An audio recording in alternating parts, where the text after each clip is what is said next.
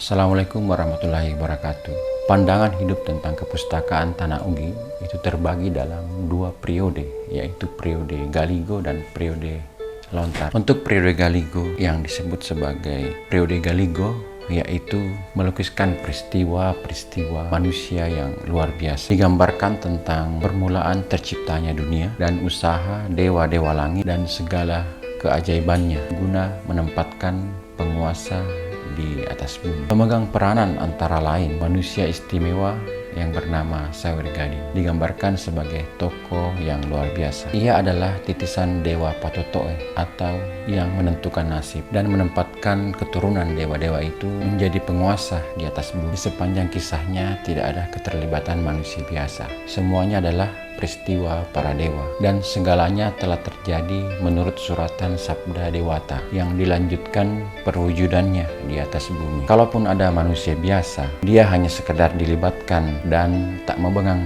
peranan dalam keterlibatan itu. Manusia dewa yang digambarkan turun atau diturunkan dari langit guna mengatasi kesepian, mendapatkan pasangan-pasangannya dari manusia yang luar biasa pula yang tempat tinggal di dunia bawah atau pertiwi, keturunan orang-orang langit, dan pertiwi itulah yang ditentukan sebagai penguasa di atas dunia atau bumi ini. Maka takutlah semua orang yang tidak masuk dalam golongan mereka menerima nasib sebagaimana yang menimpanya. Bagi mereka tak ada tata tertib kecuali tata tertib manusia istimewa itu. Tiada kebajikan manusia istimewa itu. Demikian tak pentingnya orang-orang yang bukan termasuk dalam golongan manusia istimewa, sehingga dalam surat Galigo seolah-olah manusia biasa tak mempunyai arti apa-apa. Manusia biasa bukanlah subjek dalam kehidupan masyarakat. Manusia biasa semata-mata adalah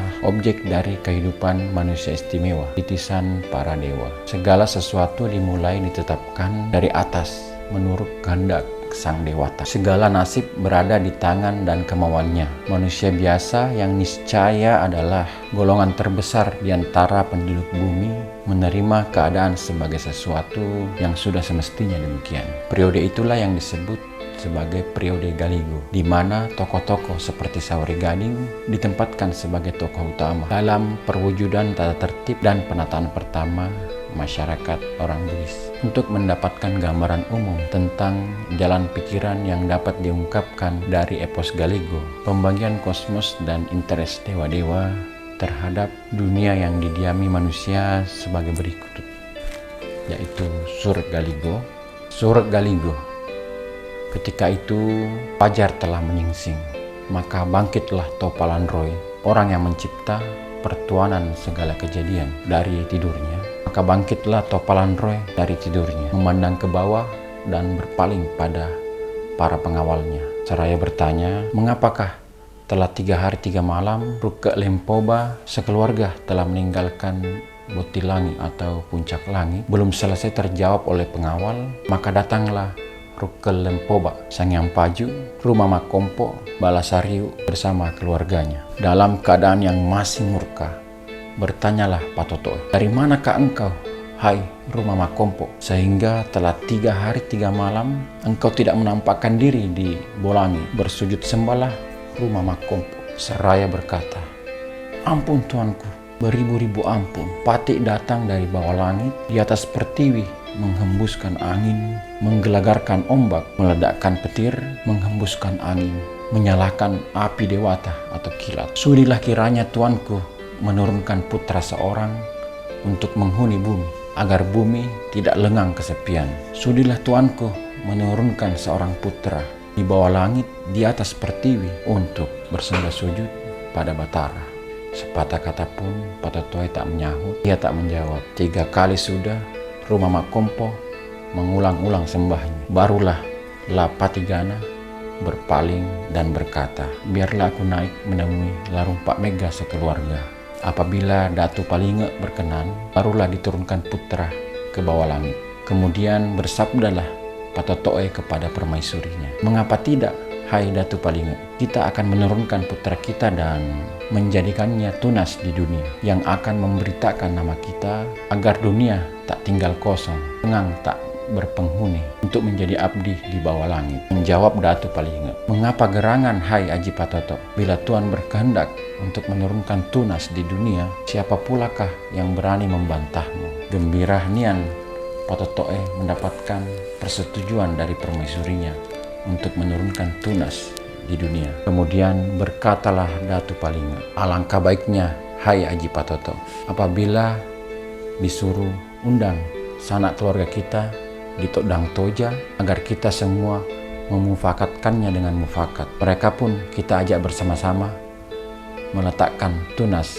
di dunia. Baru saja lepas permintaan Datu Palinga, bertitahlah Patotoe, turunlah engkau hai Rukeng Lompoba bersama Rumah Makompo menghadirkan kemari adikku Sinot Toja bersama istrinya. Undang juga saudara sepupu sekaliku Tobalaunyi. Tentukan kehadiran mereka di sini di Botilangi pada malam ke-8 terbitnya bulan bertepatan dengan waktu pasar di Botilangi. Berangkat jugalah ke barat ke Sendri Jawa mengundang kepanakanku Sene Batara.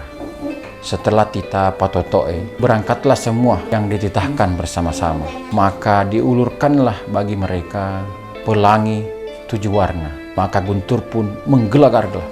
Kilat sambung menyambung. Saat itulah turunnya Rumah Makompo dan Ruka Lempoba. Dalam sekejap tibalah mereka di Todang Toja.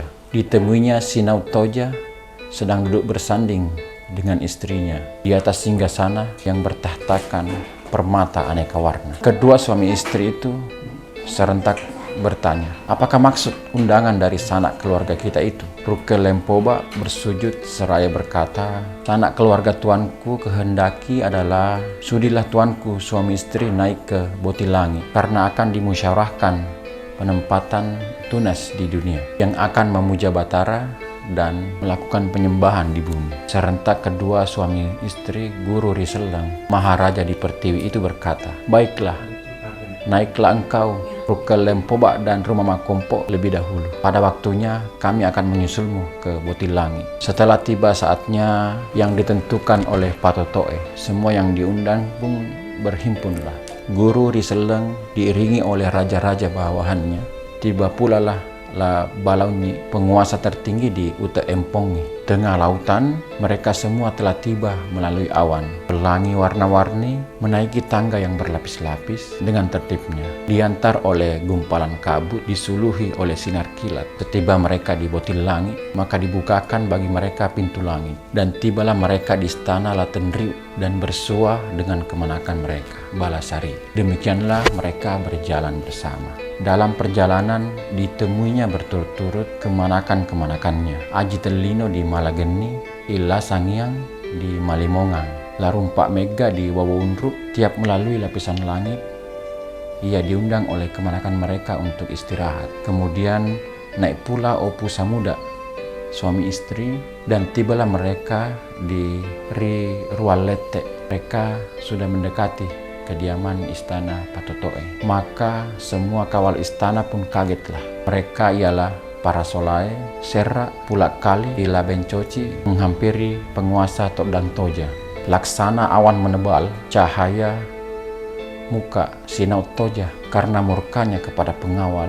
Dengan ludah tersembur beliau berkata, kurang ajar engkau semua, Haila Sualem, Labencoci, apakah kalian tak mendengar sanak keluarga tuanmu? Aku sekelahiran dengan Patotoe, satu tempat tinggal di Botilangi. Aku ini turun ke Todang Toja.